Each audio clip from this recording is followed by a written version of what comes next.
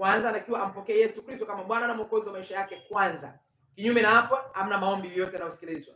Kama umeokoka, umewaza vibaya, umenenda baba, umewaza mambo yasiyompendeza, kuna mahali umejikwaa, Biblia inasema ujitakase kwa kutumia damu ya Yesu Kristo na kwenda mbele zako na kumwambia Bwana nisamehe, nimekosa.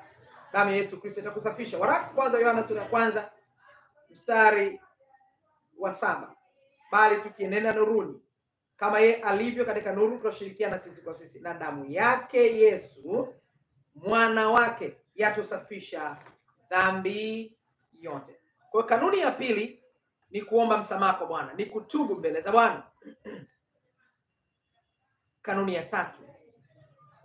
ya tatu kabla ya kuingia katika maombi, usiombe kwa kutafuta sifa. Kuna watu wanakwenda kwenye maombi wanataka watu wawaone kwamba wao ni waombaji hodari.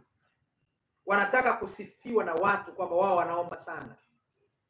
Ukitaka kusifiwa na watu, utaipata thawabu yako. Unajua thawabu, tafsiri ya neno thawabu ni malipo yanayotokana na kile ulichofanya. Ikiwa unatafuta sifa, thawabu yako, yale malipo yako yatakuwa watu kukusifia, ndio umekwisha kupata thawabu yako, lakini kwa Mungu hujapata chochote. Lakini kama unataka thawabu kutoka kwa Mungu, omba mbele za Mungu, usitafute sifa. Omba ukiwa na nia kwamba Mungu ndiye akusikie, ndiye akuone.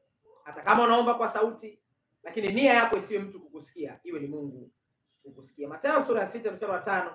Tena msalipo msiwe kama wanafiki, kwa maana wao wapenda kusali hali wamesimama katika masinagogi na katika pembe za njia, ili waonekane na watu. Amina waambia, wamekwisha kupata thawabu yao. Mstari wa 6. Bali wewe usalipo, ingia katika chumba chako cha ndani, na ukisha kufunga mlango wako, usali mbele za Baba yako aliye sirini, na Baba yako aonaye sirini atakujaza thawabu, atakujaza majibu ya maombi uliyokuwa unayatafuta, hata kuacha vile ulivyo. Msingi wa 4,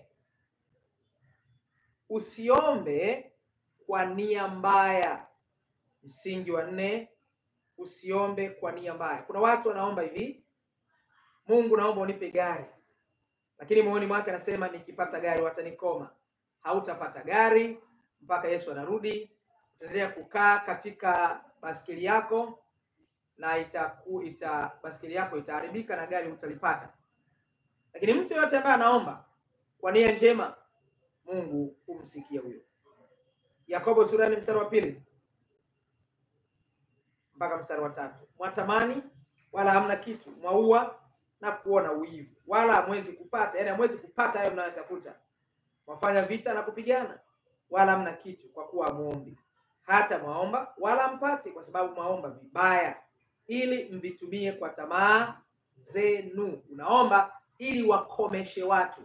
Unaomba ili ukipata iwe ndio mlango wa kubaka mabinti wa watu. Unaomba ili ukishapata ufanye waonee watu mitaani, wamwagie maji. Maombi ya namna hiyo Mungu hawezi kusikiliza. Na ukiona unajibiwa maombi ya namna hiyo, unayemuomba sio Mungu aliye hai.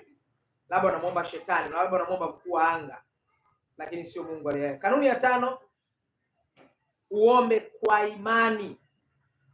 Uombe kwa imani. Yakobo sura ya 1 mstari wa 6. Yakobo sura ya 1 mstari wa 6. Ila na aombe kwa imani. Lazima uombe ukiwa na imani. Imani maana yake nini? Imani inatokana na neno la lugha ya Kiyunani linaitwa pisteuo. Maana yake kuweka uzito wote juu ya mwingine. Kuweka uzito wote juu ya mwingine. Nikisema namwamini mke wangu, maana yake ninamwamini, nimeweka tumaini lote juu ya mke wangu. Ndio tafsiri yake kwenye eneo fulani, kama naamini mke wangu hawezi kunisaliti. Maana yake nimeweka tumaini langu lote kuhusiana na habari ya usaliti, hawezi kufanya hivyo. Sasa unaposema